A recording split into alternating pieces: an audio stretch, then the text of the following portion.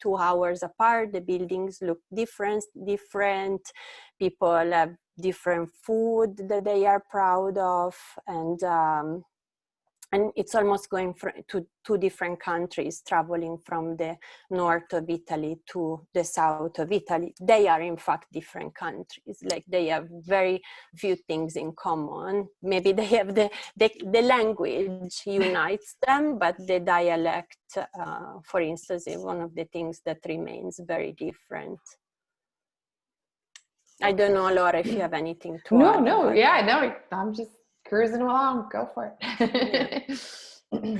So we have added, as part of the description of Italy, art, just because it's one of those countries in Europe that can be considered the cradle of art. So many incredible artists live there, and they had very healthy patrons, like the Medici family that I have mentioned earlier, both Michelangelo and Leonardo da Vinci, which are the 2 masters. One made the Michelangelo statue, and the other one painted the Gioconda, were funded by very wealthy patrons during the Renaissance time. They are just 2 of the many. We had Raffaello, Giotto, and again, each region, you could say, had their own genius, and it happened that particularly in the Renaissance they were very well funded, but in any town you go in Italy, like, the majority of the churches date back to the Roman times.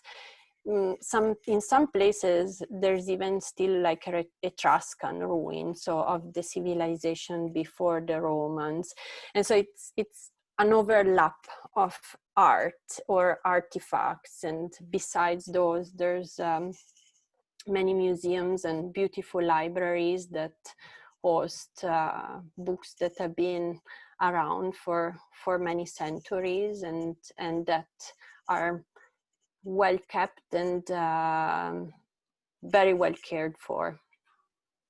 Yeah, I'm just going to I remember hearing once that Florence, being referred to as a museum without walls, just because the amount of, beautiful art and architecture that you can experience just walking around the city. And I thought that was pretty, accurate or appropriate.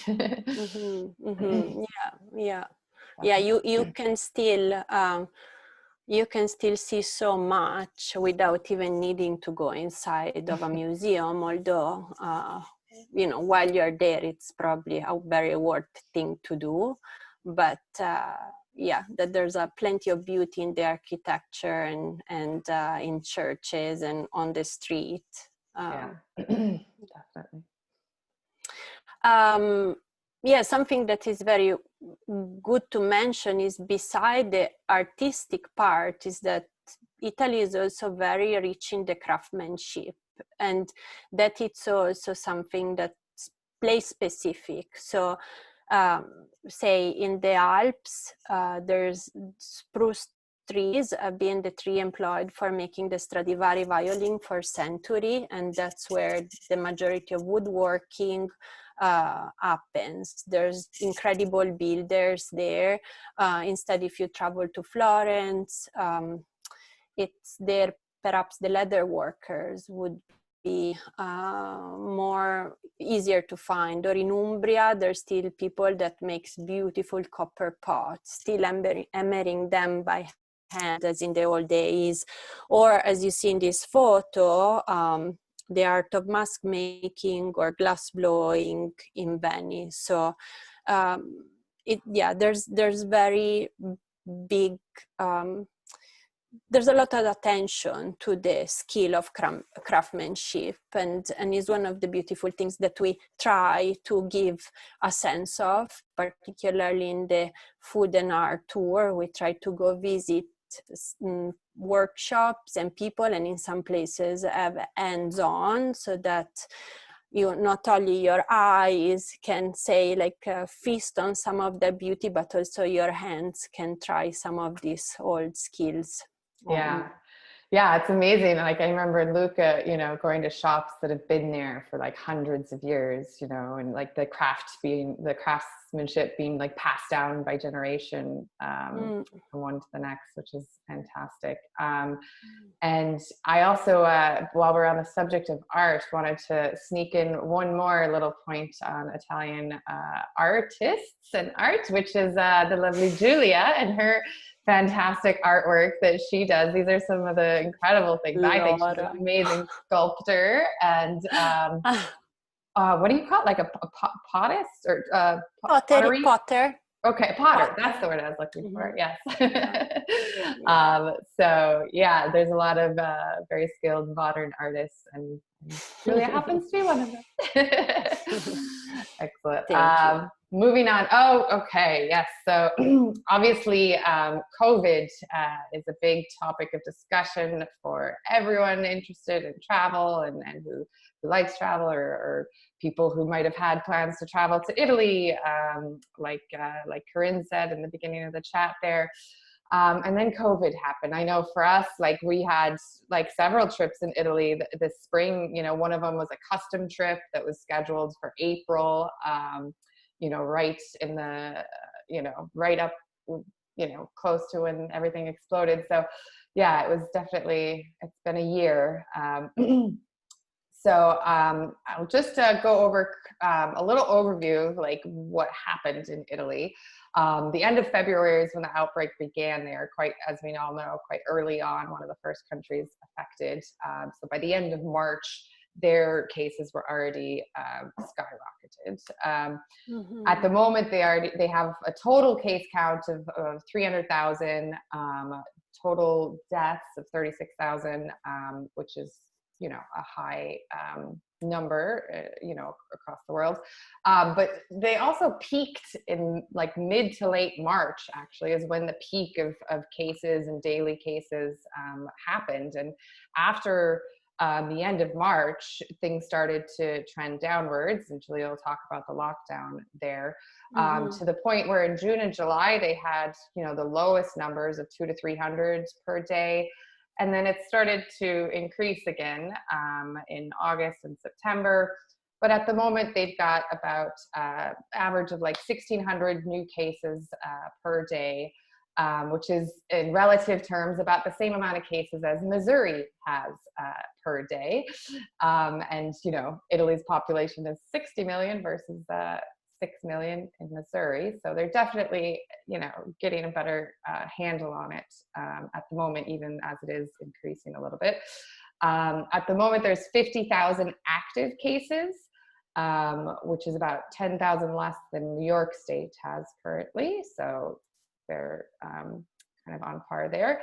And they also have very few critical cases at the moment compared to other places with the same amount of active case numbers. There's a lot of mention that, Italians have, a decent amount of population, especially in places where there was large outbreaks, are showing the antibodies at the moment, which is interesting to me. So current travel restrictions real quick. The last time it was updated for Italy was September 7th, and the next time it will be updated is October 7th. So this could change in a week. But travel for tourism and all purposes without any restrictions is open for most EU member states, except for a few, and also other Schengen countries. So, Iceland, Liechtenstein, Norway, Ireland, the UK. As well, the EU safe list, which some of you might have heard about before, is currently open to Australia, Canada, Georgia, Japan, New Zealand, Rwanda, South Korea, Thailand, Tanzania, and Uruguay. However, if you're coming from an EU safe list, you're still required to quarantine on arrival in Italy, which is not the case if you're coming from the EU or Schengen countries. Travel from the US, which most of us here are in the US, it's only possible for very specific essential reasons, and you'll still have a 14-day quarantine upon arrival, even with like those very specific essential reasons. And there's also a ban on entry from about a dozen other countries at the moment. But what's interesting, actually, that I didn't even know about until I was just looking things up recently, is that the rules in terms of, entry, where, who can enter and who can't, are based on where you're coming from, not the passport you hold. So that is different in other countries, but in Italy, apparently, even if you have a US passport, if you're coming from, having like just, if you live in France or something like that, that you would be able to enter Italy from France, even with an American passport, because it's based on where you're coming from, not the passport you hold. So let's see, are there any questions in the chat here?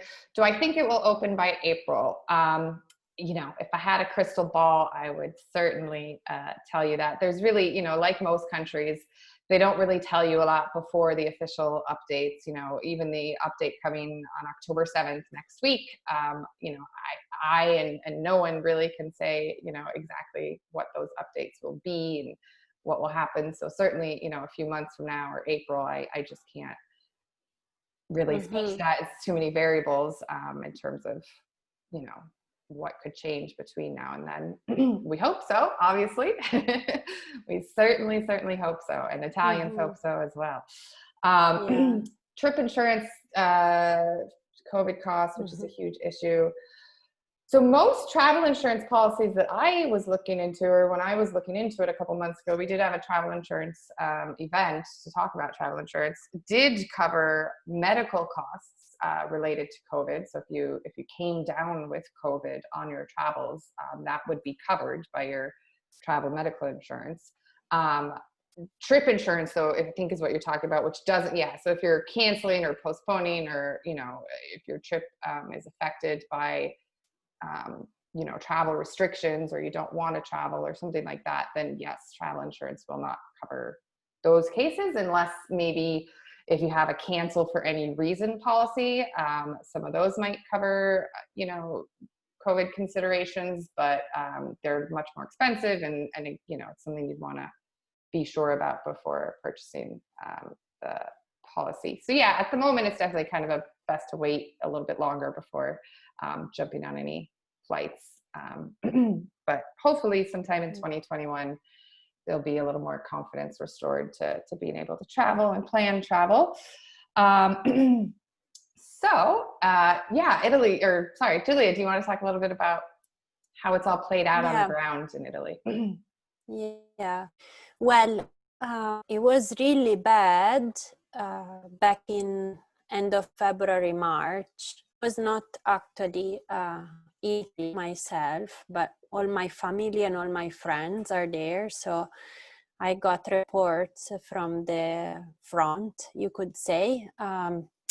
The worst was in northern Italy, in the region of Lombardy, which is the region close to Milan.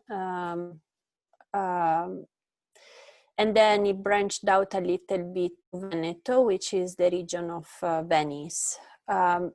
Since then, though, things have mellowed out a lot, and as Laura said, nowadays Italy is the country in Europe that has the least number of cases. There's still a considerable amount of cases, but I was speaking to my parents today, and they were telling me that in France they are on the 10,000 number per day. So we're doing fairly well considering how it started. It also is going better now because the Italian people have been very good at responding to the measure the government has issued. So the country had gone in full lockdown and everyone stayed home, and all the measure about wearing masks and for instance, masks, even in outdoor public places, if they are, say, a main square where people gathers in a certain number, that it can constitute a problem. So if you're walking on a street that's not as trafficked, it's fine for you not to wear a mask. But if you are in a square, and I would imagine this to be the case, for instance, in some of the cities of art where there might not be many tourists now. In the case tourism picked back again soon enough, most likely people would have to wear masks, or at least this is what they have to do now. Not only seemed that people responded well, them too, but they came together, like you probably saw people singing on the balconies as a way of camaraderie. And I heard that this was something, you know, the country went through World War I and World War II, and you know, it was my grandparents that used to tell me the stories of what that was like. So in my sense is that camaraderie comes from having lived through as a country tough times, and that people has the capacity to go through tough time again. Now tourism is a big part of our economy, and we do love to have people coming over. So I think people are ready to start again and and take all the measures that are necessary to do that. The economy is heavily impacted right now because, like, it seemed that the Italians this year stayed and did tourism in Italy, but it would never account for all the people that come from overseas and from all around the world. And if you ask me, probably this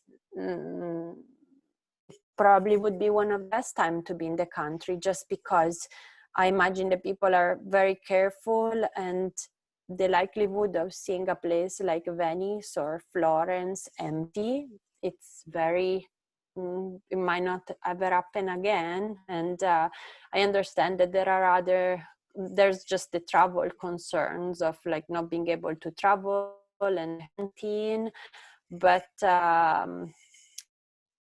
project will be host tourists as soon as it's safe and possible to do so. Yeah, and glad to. Absolutely, yeah. I'm gonna take a look if any of you have asked questions that Laura have not I think so far not come in yet. Well, Laura, we're doing good. Okay. So we're gonna keep going, and oops, just hit the wrong thing. There we go. So let's dive into the country and, you know, take a trip around Italy and see some different areas and places, and talk about all of that.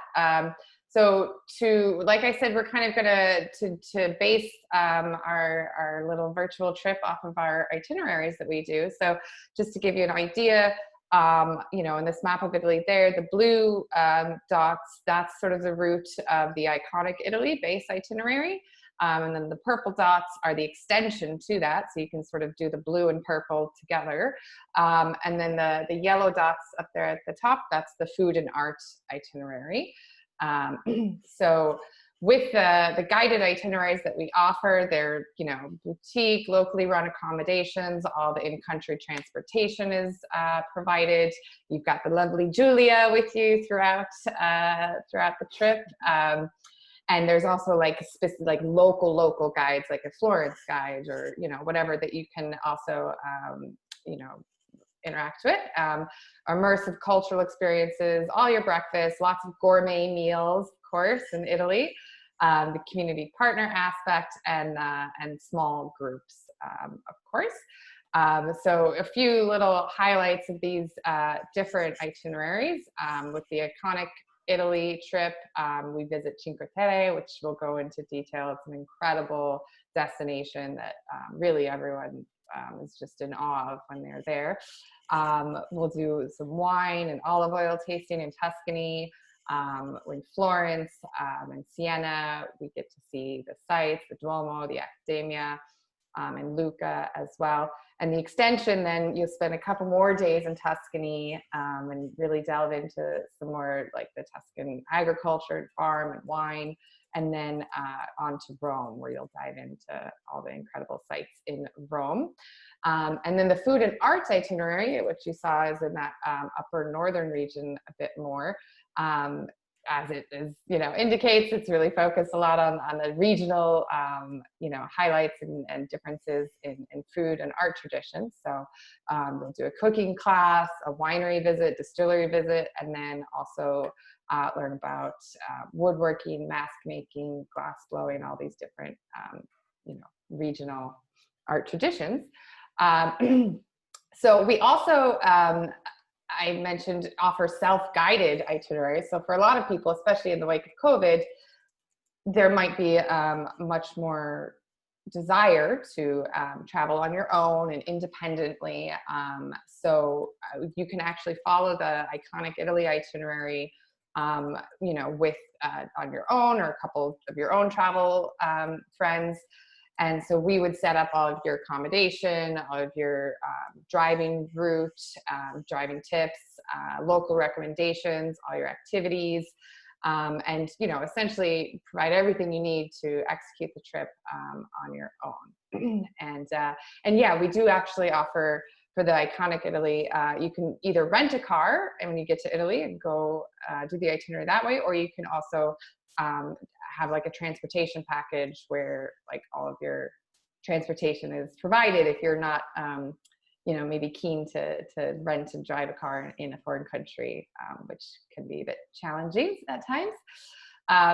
So yeah, diving in a little bit more and talking about these different places that we visit, which Milan, Cinque Terre, Lucca, which is the first town in Tuscany that we go to, Florence, the countryside of Tuscany, and then Siena. Those are kind of the main highlights along the route here in this part of Italy.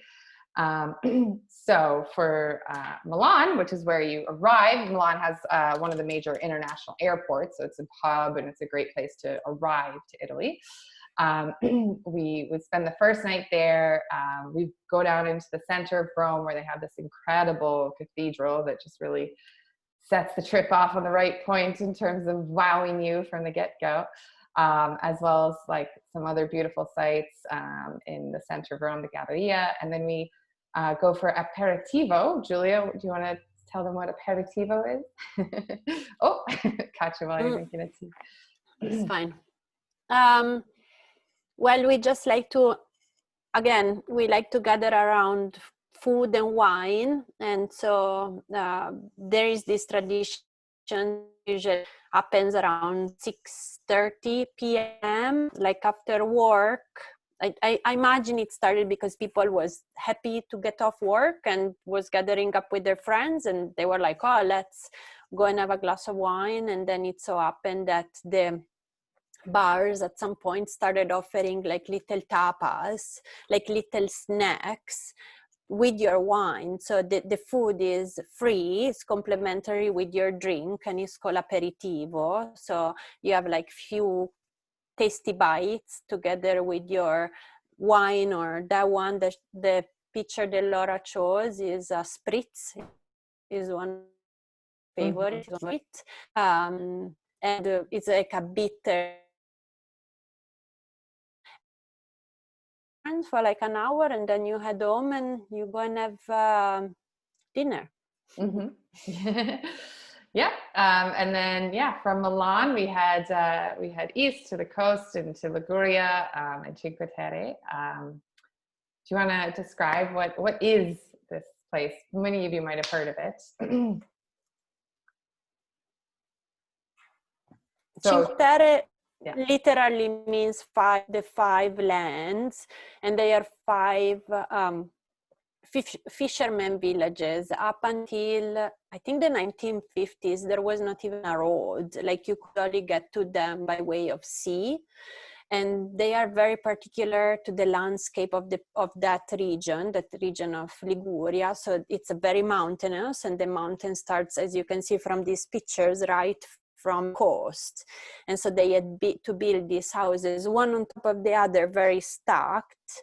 And because it was a fairly poor region, they used the colors of the earth, like the pigments of the earth, to decorate their buildings, and sometimes faked decorations to make them look better than what they were actually, which is not true, but that's what the story is, and that's what we have today.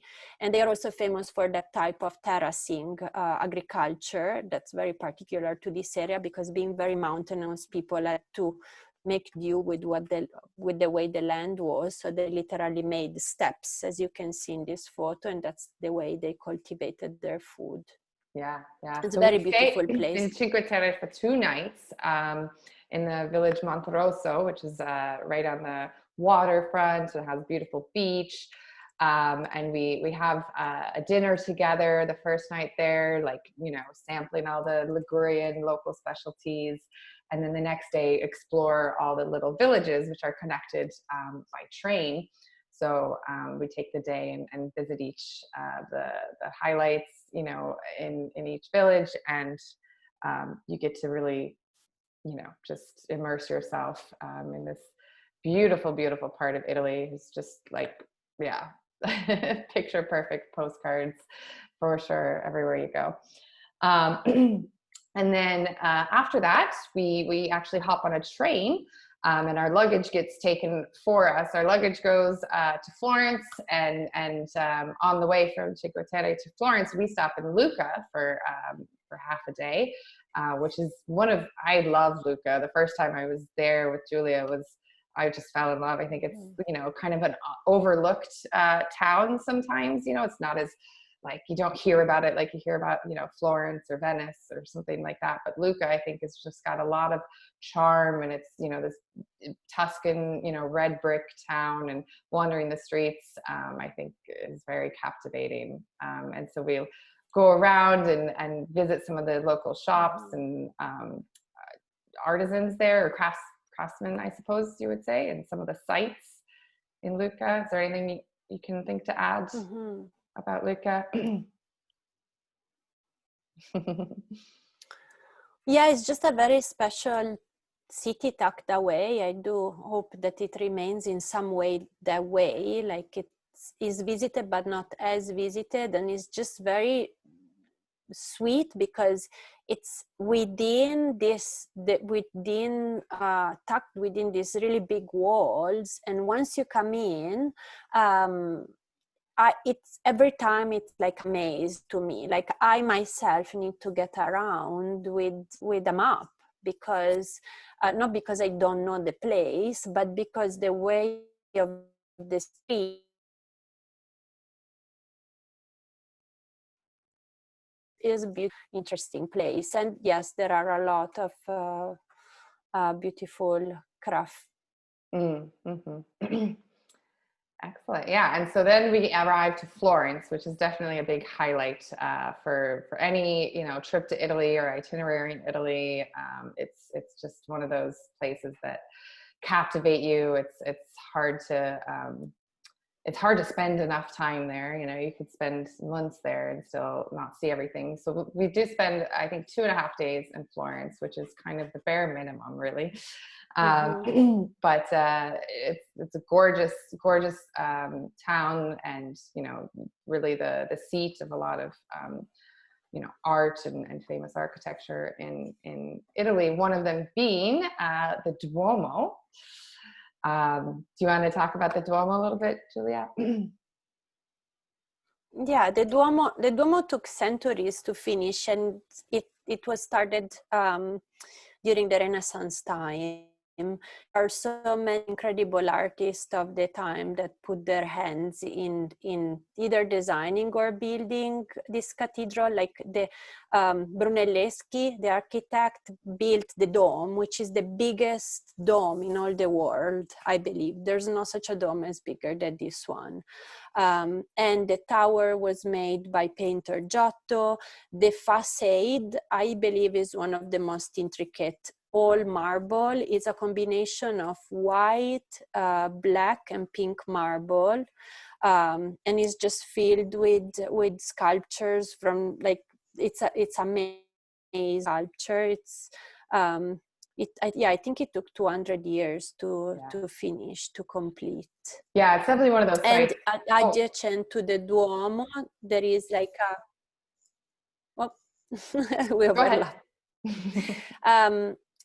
Beside the Duomo, most churches in Italy are accompanied by the main cathedral, and then beside the main cathedral, that's the baptistry, which is the place where the actual baptism happens. So you can see here just on the pictures like a little slice of the baptistry, and there's like the most beautiful mosaics, like that are this painting made like all little squares inside. Anyhow, there's a lot of things to say about Yeah, for sure. It's one of yeah. those sites that it's hard to describe too, like until you're there, you know, just the Mm-hmm. massive, like, you know, weight of Yeah. it, and yeah, the intricate details. It's just incredible.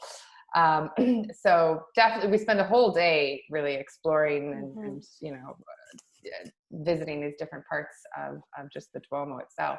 And then, yeah, other Florence highlights that are definitely part of that couple of days is the big central market in Florence, which is just, you know, teeming with incredible stalls and food and crafts and, you know, just a really incredible hub.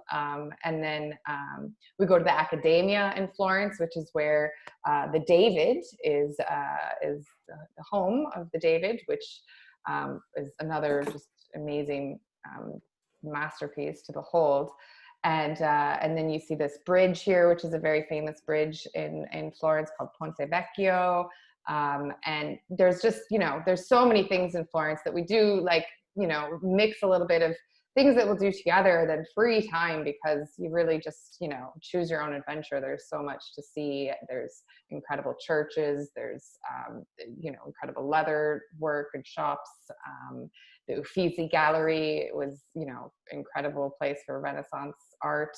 So lots to see and do in Florence. And also the foods, you know, we'll go for a dinner together in Florence to sample some of the Tuscan specialties. The steak Florentine is an incredible thing there.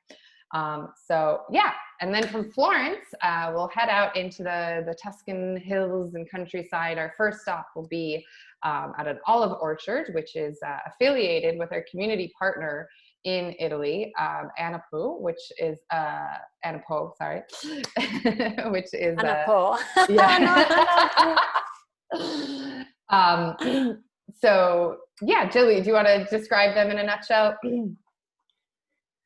Yeah, they are just this very sweet, small organization that gathers, it's all volunteers, and it gathers farmers and olive oil lovers and university professors, all people that are very passionate about quality olive oil and educating people about what's the difference of quality olive oil and not good olive oil, not just for the sake of the tasting, but also for the sake of the trees. And so they go around and educate for free. They tell you about different types of leaves in the different regions, and they take you through a tasting journey, you could say, so that they teach you how to understand when olive oil that you buy is quality and fresh versus one that maybe was blended with the other types of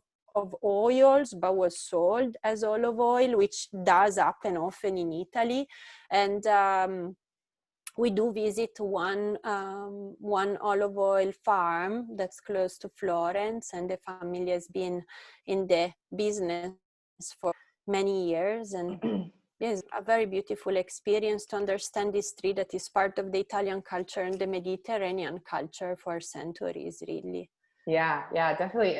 Italy is a whole education, you know, in food and what food should taste like, or, you know, the quality of food and what that can be. And yeah, it's great to support, you know, the organizations that are working hard to preserve those traditions and that heritage and that quality and that sustainability in agriculture and farming.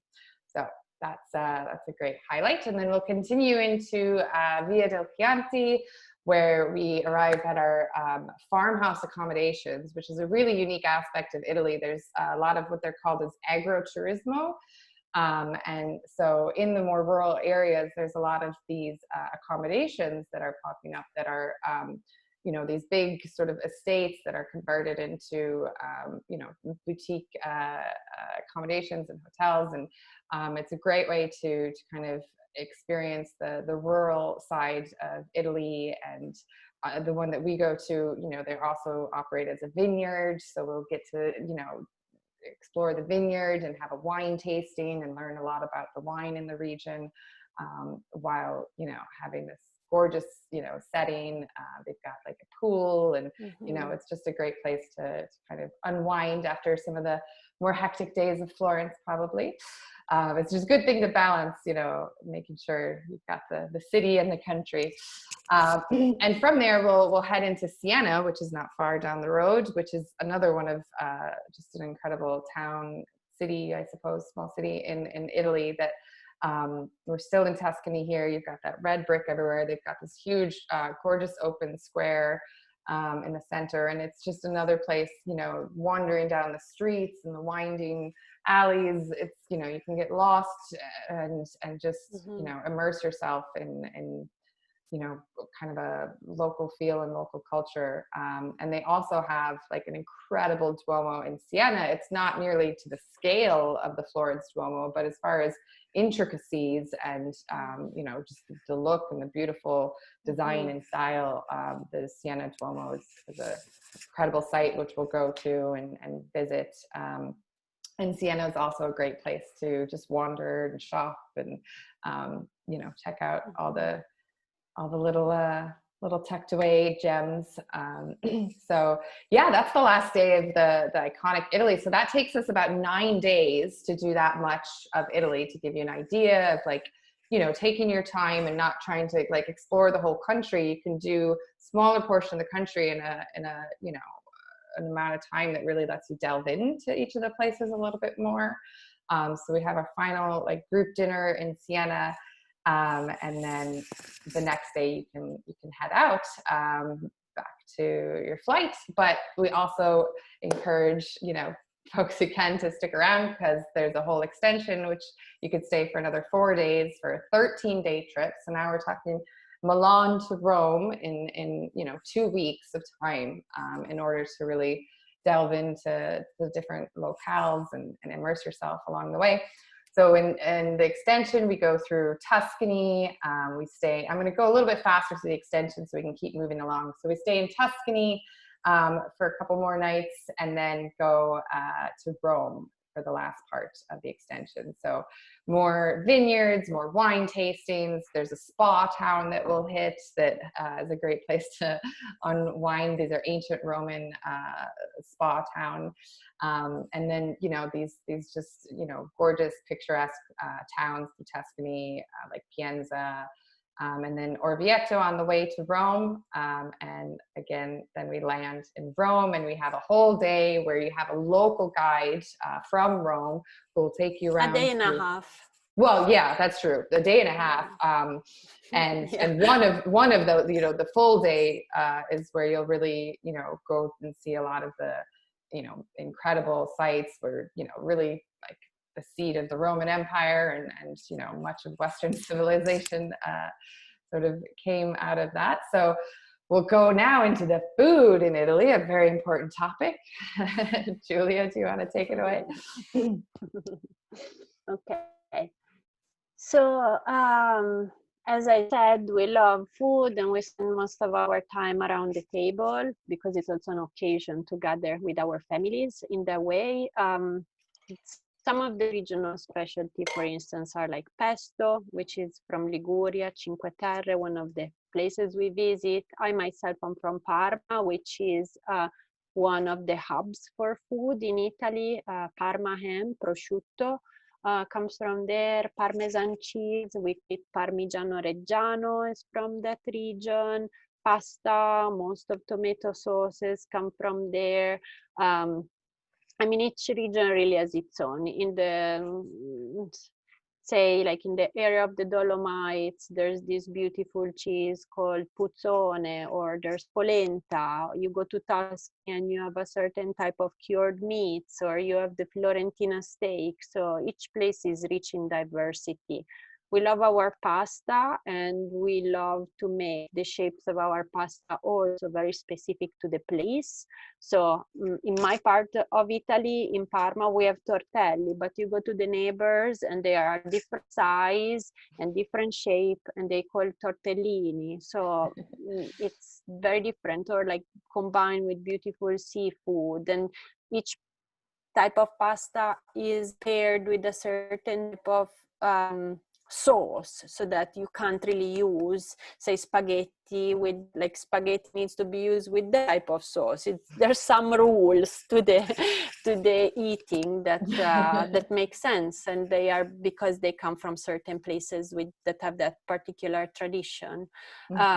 We have a lot of fresh ingredients, as Laura said. Like, marketplaces are really huge, and there's a lot of, like, maybe they have traveled just like 20 kilometers, like 15 miles from the farmer next doors in the hills. There's just a huge variety of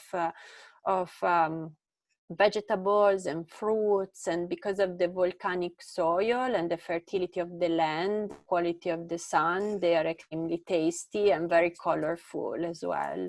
So very beautiful food. And for sure, we can't really not talk about food and not talk about wine. Maybe Italy is not as popular as perhaps France is as far as wine is concerned, but we have just as a rich of a tradition in winemaking, and some of our grapes, like the Sangiovese grape that both makes Chianti and Brunello di Montalcino, for instance, are really old and very specific against Tuscany and the type of soil of Tuscany that is known as terroir. So each food has its own wine, and wine is great, and it's fairly inexpensive in Italy too. Yeah. So Awesome. You can indulge. I'm just going to interject for a moment because I know we're kind of running a bit over time. So for anyone who wants to stick around, we'll probably go another 15 minutes or so. But if you need to jump off, that's all right. We will send the recording to everyone who's registered.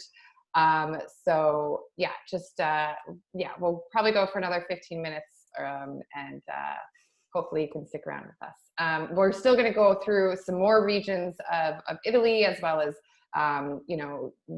travel tips and Italian language, and more of your questions too.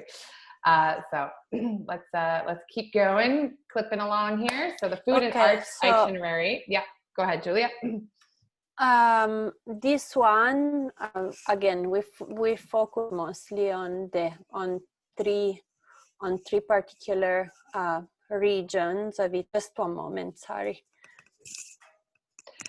Yeah, so we go from Milan into the Dolomites and the mountains, and then into Venice and the coastal areas there, and then through Parma and Parma province, which is, we'll talk about that more, but it's the food valley of Italy.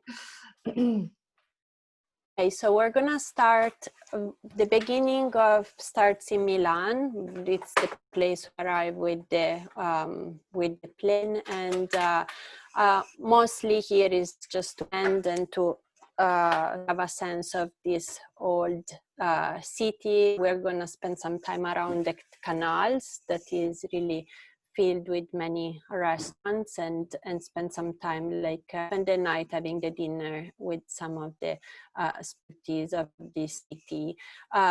We traveled for the next couple of days in the Alps and in the mountain range of the Dolomites. There's many activities that we would be doing. We're going to be visiting woodworkers and visiting like a distillery that makes a type of grappa, which is a really hard alcohol made of distilled grapes, very particular to these regions. We are going to go through the town of Cavalese and the town of Tesero, which are these really pretty old mountain towns built in the with the skills of the woodworkers that I was talking to you about.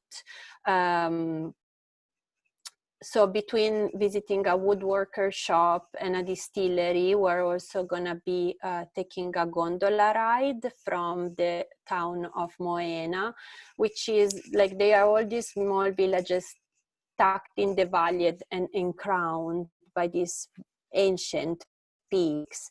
We're gonna get at the top, and there are all these small family-run restaurants at the peaks, and where we would be able to, where we eat the local specialty. As I've mentioned, one of them is polenta. There's smoked cured meats and some form of wild game meat. And then as we descend the Alps and leave the Dolomites, we visit our community partner.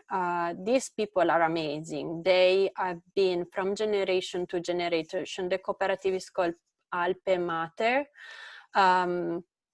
which means Mother Alp. They have been maintaining this really old recipe of this cheese from family to family since the 1300s. So we're gonna go meet these people and see, taste this cheese and understand where it comes from, and then we're gonna make our way to Venice. This is another place where it's gonna be a blend of tasting the local specialties as well as meeting some of the very skilled craftsmen that live in this part in this city. Just an amazing, incredible place to visit. Like, imagine a city in the water where you travel by way of boat. We're gonna go to the small island of Murano, where the majority of the glass blowers. Venice, sorry, I was yeah, commenting in the chat. It's fine. Where the majority of the glass blowers are. We're gonna visit a mask making shop and also take the time to go through markets. My inclination when in Venice is to walk around the city for the most part in the evening time. It's just more enjoyable. There's less people around, and the magic and the mystic of the city really comes alive in a different way, let's say, than during the daytime. Yeah. After it's funny, after Venice, we head towards my hometown, Parma.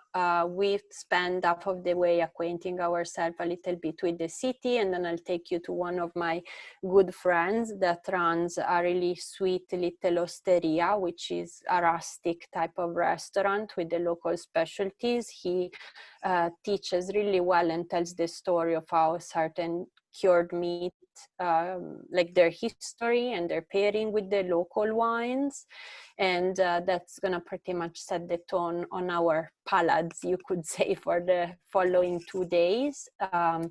In the following day, we'll be visiting the northern part of the province, so alongside the Po Valley. That's where the Parmesan and most of the cured meats of our prosciutto and culatello, which is the king of the cured meats, are. And then we're going to spend the last day in the southern part of the province, where is more hilly and more mountainous, and there's more of the wine traditions that happen there, and visit the beautiful Torrechiara castle. Actually, some of my grandmother come from this place, so it's very close to home.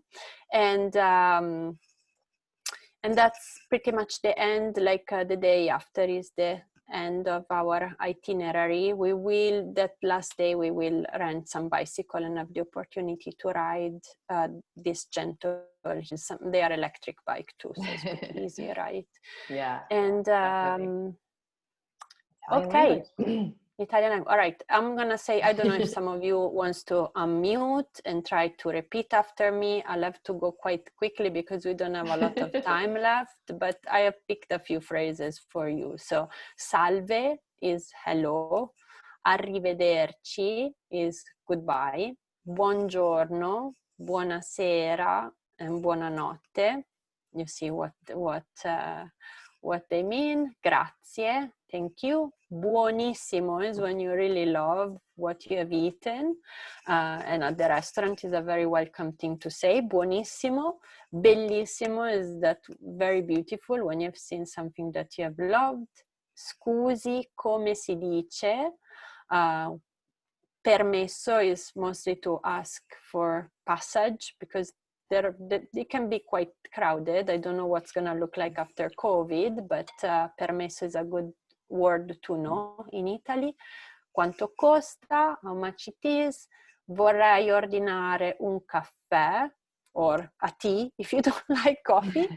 Dov'è il bagno? Per favore is where. Where's the bathroom? Or just, you can use dove to ask where is the station. Or most times Italian people are very helpful, and I love the try to do sound their of best. Julia speaking Italian. It sounds way better than when I try to do it. Oh, well. But yeah, I also love, like, during the trips, you're always like teaching people phrases and, encouraging them to use the language. And like you said, the locals have such a, great reaction when travelers, attempt to learn and speak some of the language. It's a really, great way to interact with the local culture. So to that point, some of you may have noticed or seen that we are actually doing a little giveaway with everyone who's registered today for today's events.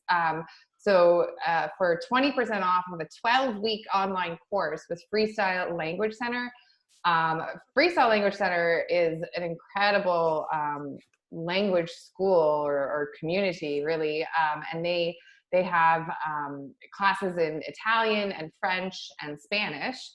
And what I really love about them, and what we like about them at Traverse, is just the way that they teach language in a very, like, real conversational, the way that people use the language and speak in the language, when you go to that country. So if you're looking to learn language, especially now when, there's all this downtime of not traveling, it's the perfect time to, enroll in some kind of online course and learn a language, so that, the next time you do hop on a flight, you have that in your back pocket. And yeah, I think, with Freestyle Language, the curriculum and the way they approach the language, you're learning, slang, and you're learning, pop culture, and you're just, learning the language in a really, like, vibrant and active way that really helps you when you're actually traveling and trying to speak the language with locals. So definitely check them out if you're interested in learning some more language.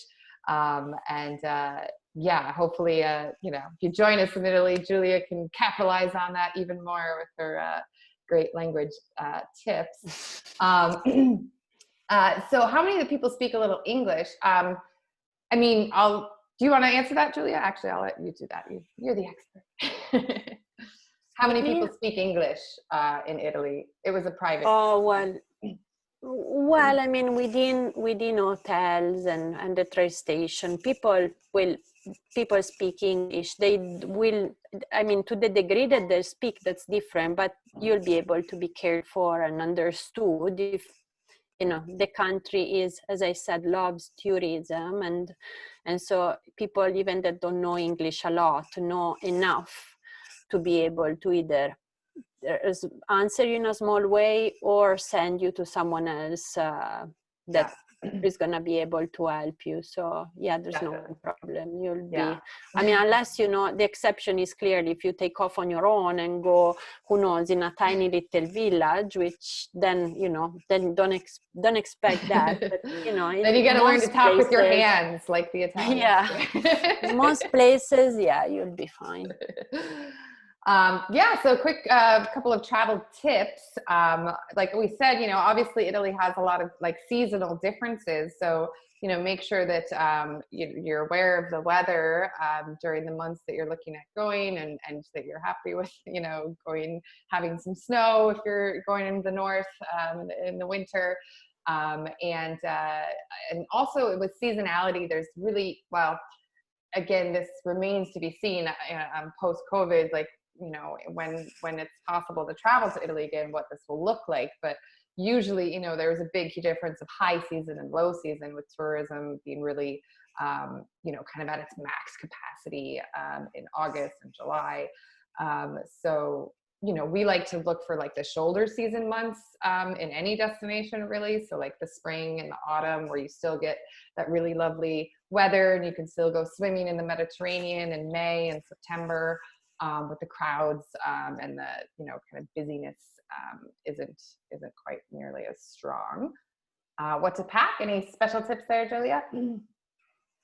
I mean, it's very relative to the season you're going. I probably would say it's nice to have like a light rain jacket with you, just because the weather can be changeable, but like, and because on the coast also the evening can be like a little cooler, you know, it's nice to have a light sweater with you, or if it rains, like it can get cooler. So, but as Laura said, in the shoulder region, yeah, expect for like being hot and at the same time being not be cold, like cool. So for cool weather, and yeah, I think that's what I would say. Maybe some sunscreen, because the sea can be strong. And maybe if you think you might like to give a try to the beautiful Mediterranean Sea, a bathing suit would be great.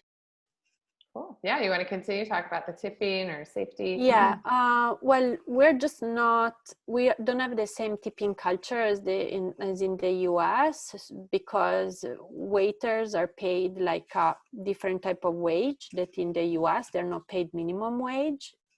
That said, they are gonna love you if you leave a tip, but you don't have to. So just know that no one is gonna look you wrong if you don't leave a tip.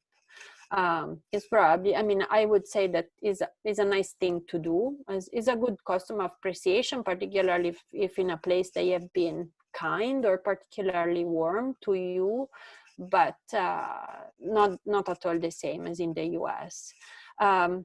Safety probably is good to, you know, be aware and leave the more important belonging in your hotel room. If they have a locker room, usually the hotel rooms are very safe. I have left plenty of my passports and money in the hotel room and just brought with me what I needed.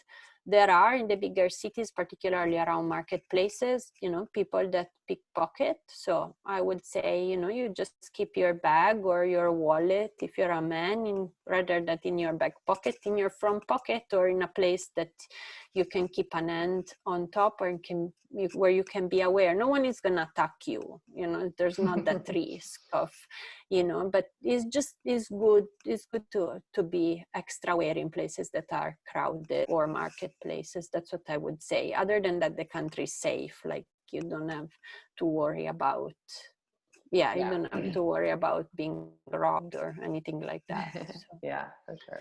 I'm gonna continue then on a few other highlights very quickly. Like outside of our itinerary, definitely the two islands of Sardinia and Sicily are amazing. Like I could just talk for another hour just about them alone, but this will do, just as in terms of like, if you're curious, consider reading about these places. The Amalfi Coast, which is south of Naples, Piedmont is in northern Italy, Calabria is like a little jewel tucked away in southern Italy, not very visited, but very beautiful, and Puglia is also in southern Italy and very beautiful. So if you're curious, I would say just look them up. Right. We've been answering questions as much as possible in the chat as we go. But if there's anything that we haven't addressed, you know, speak now or type now. We're happy to address anything that we've missed. And while people are thinking of questions, if they have any, I'll just keep going on with the fact that we do have a discount if you'd like to book a trip to Italy for 2021. Or, you know, if you want to book for 2021 and maybe, you know, later it ends up we postponed to 2022, obviously we're not going to travel anywhere that's not safe or that wouldn't be advisable. So we'll hope for 2021, and if not, we'll shoot for 2022. But you can get a $200 off for our small group trips and in May or September 2021. Self-guided, we do have, you know, obviously anytime that you could try and book one of those. So you can see more about all our itineraries there. You can also find out a lot more about Traverse and the events that we host. We do a couple events every month. So our next event is on October 10th and October 13th. One of them is focused on Japan and traveling to Japan and the summer games in Japan as well. And then our event on the 13th is one of our like more themes where we pick a theme. And this month it'll be talking about travel for women. Obviously, like as female travelers, there are some special considerations and topics that we delve into in terms of, you know, those topics. And you can find all of our events on Meetup, on Eventbrite. You can follow Traverse on Facebook and Instagram. And you can get in touch with us, hello@Traverse Journeys, if we have any questions about anything that we have or haven't gone over tonight. We're happy to respond and engage with you in any which way. So the discount expires on September 15th, so in a couple of weeks.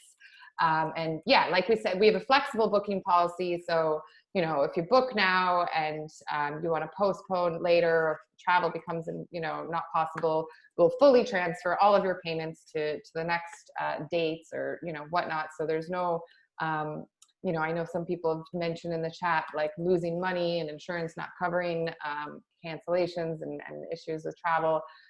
You know, we really don't want that to be the case for anyone booking with us, and we'll do, you know, everything we can to move your payments and to make sure that, you know, you can join us when it's possible. So, oh, sorry, you're right. That is incorrect, Bob. That is a typo. It should say expires 10/15, not 9/15. Thank you for that. Thank you for that catch. Sorry about that. So 10/15. And flights are not included. They're arranged on your own. We find, you know, with many people, you know, flying through different parts of the US, or, you know, having airline preferences and frequent flyer miles, it just doesn't make sense to include flights for people. People are usually more keen to handle that part on their own and pick and choose exactly how they want it. So thank you, everyone. If there aren't any more questions, I will wrap it up. And again, I'm just, you know, really happy to have all you here. Thank you to Julia for all of the amazing insights and participating and helping people experience a little of your incredible country this year. And yeah, feel free to message with any further questions. I'll send out a recording and a follow-up tomorrow, as well as the winner of the 20% off discount for the Freestyle Language course. So with that said, I will leave you to it, and hope to see you at another event in the future. Thank you again for coming, and here's hoping that we can all travel to Italy safely as soon as possible.